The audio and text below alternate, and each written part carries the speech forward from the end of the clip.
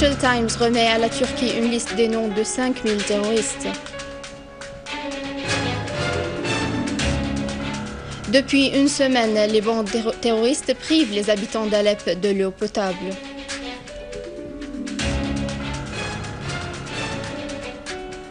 Sisi prête le serment constitutionnel en tant que président de l'Égypte.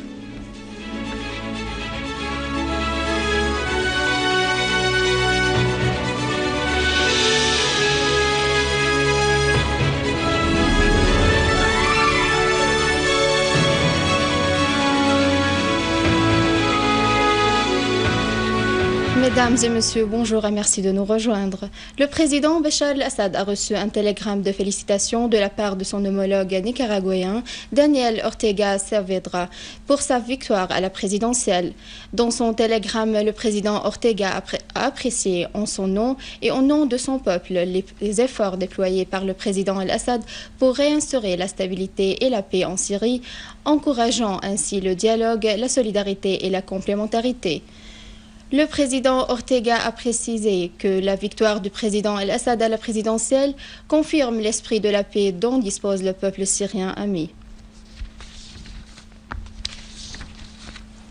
Dans un télégramme de félicitations à la Syrie et au président Bachar el-Assad pour sa victoire à la présidentielle, le patriarche Grégoire III Laham, patriarche d'Antioche et de tout l'Orient, d'Alexandrie et de Jérusalem pour les Grecs melkites catholiques, a affirmé qu'il célèbre avec tous les Syriens la victoire de la Syrie partout dans le monde. Le patriarche Laham a déclaré que les défis auxquels fait face la Syrie exigent une solidarité syrienne et mondiale pour la reconstruction du pays et le lancement par l'État d'un programme rapide et efficace qui restaure la confiance et l'espoir dans le cœur et l'esprit des Syriens.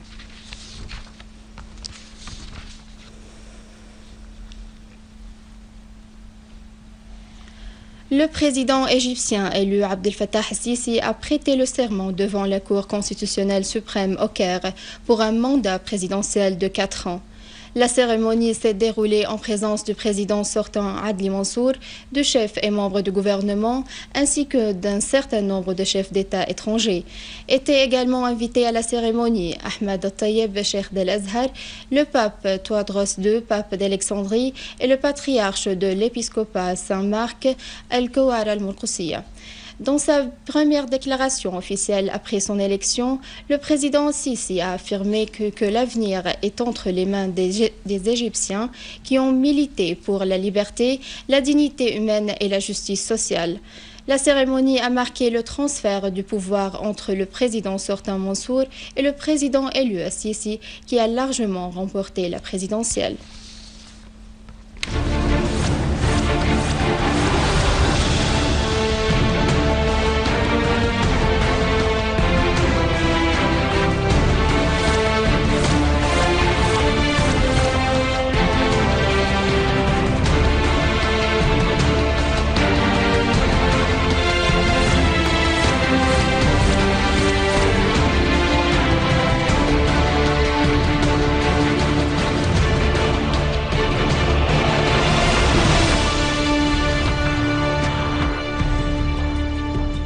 Dans la banlieue de Damas et en coopération avec les habitants, une unité de l'armée et des forces armées a saisi lors d'une opération de ratissage des fermes de Yabroud un dépôt d'armes relevant des terroristes et comprenant une grande quantité d'armes et de munitions.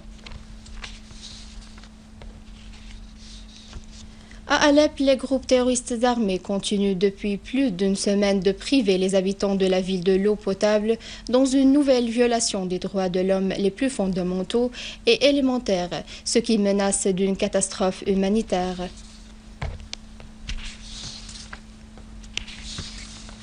Le journal britannique Financial Times a révélé que les services de renseignement occidentaux ont remis aux autorités turques une liste comprenant environ 5000 noms d'individus venus de Turquie et suspectés d'avoir rejoint les groupes terroristes armés liés à Al-Qaïda en Syrie.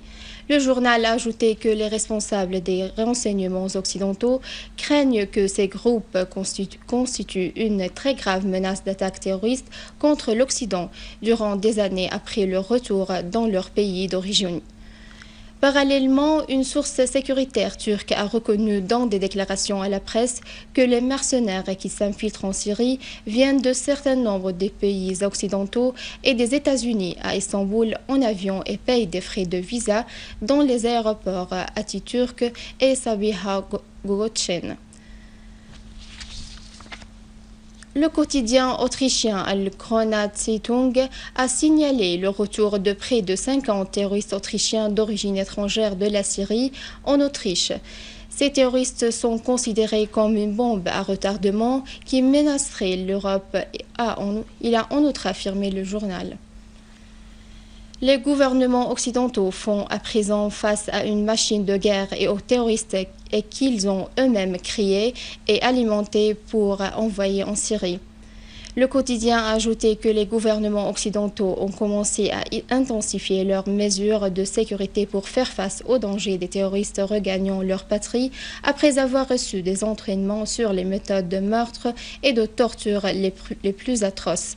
Pour sa part, le quotidien français Libération a publié un article de Marc Hecker, le chercheur à l'Institut français pour les affaires internationales, dans lequel il a affirmé que des milliers de terroristes européens se sont rendus en Syrie pour combattre les groupes terroristes armés.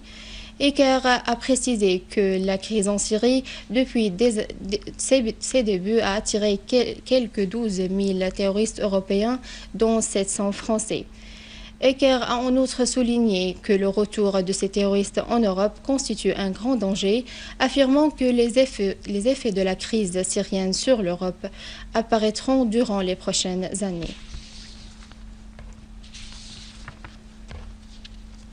À la fin de ce journal, je vous rappelle les principaux titres. Le Financial Times remet à la Turquie une liste des noms de 5000 terroristes.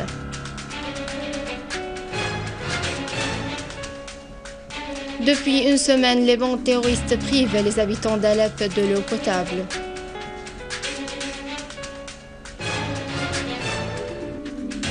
Al-Sisi prête le serment constitutionnel en tant que président de l'Égypte. C'est la fin de ce journal. Je vous remercie de l'avoir suivi. Je vous rappelle que vous pouvez consulter notre site internet syrienonline.sy pour revoir ce journal et davantage d'informations. Au revoir.